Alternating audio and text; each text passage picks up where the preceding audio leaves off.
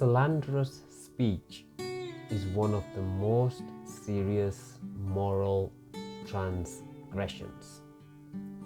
The root of hate makes the unwholesome karma already heavy enough, but since the action usually occurs after deliberation, the negative force becomes even stronger because premeditation adds to its gravity. When the slanderous statement is false, the two wrongs of falsehood and slander combine to produce an extremely powerful, unwholesome karma. Contemplating the pain and suffering inherent in desire is one way to incline the mind to renunciation. Another way is to contemplate directly the benefits flowing from renunciation. To move from desire to renunciation is not, as might be imagined, to move from happiness to grief, from abundance to destruction or destitution. It is to pass from gross, entangling pleasures to an elevated happiness and peace, from a condition of servitude to one and self-mastery.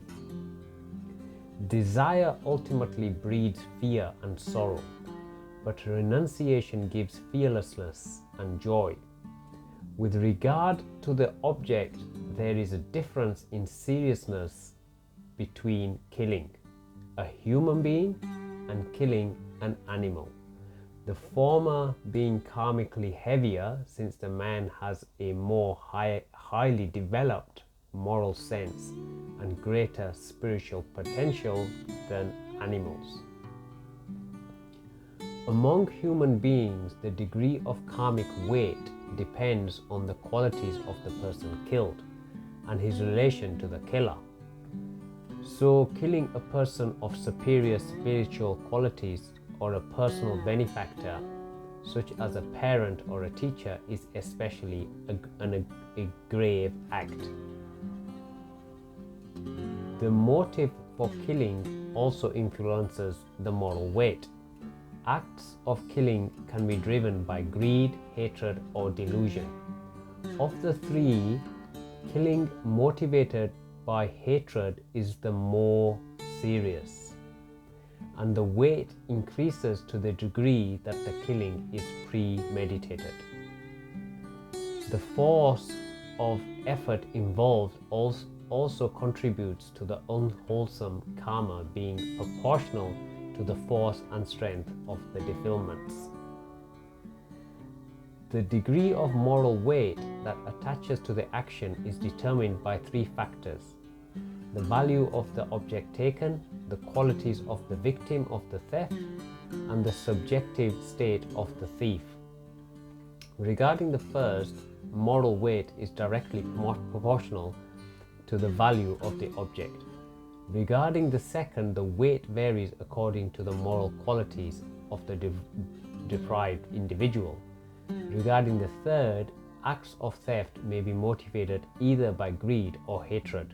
While greed is the most common cause, hatred may also be responsible, as when one person deprives another of his belongings, not so much because he or she wants them for themselves, as because he wants or she wants to harm the latter. Between the two acts motivated by hatred are karmically heavier than the acts motivated by sheer greed.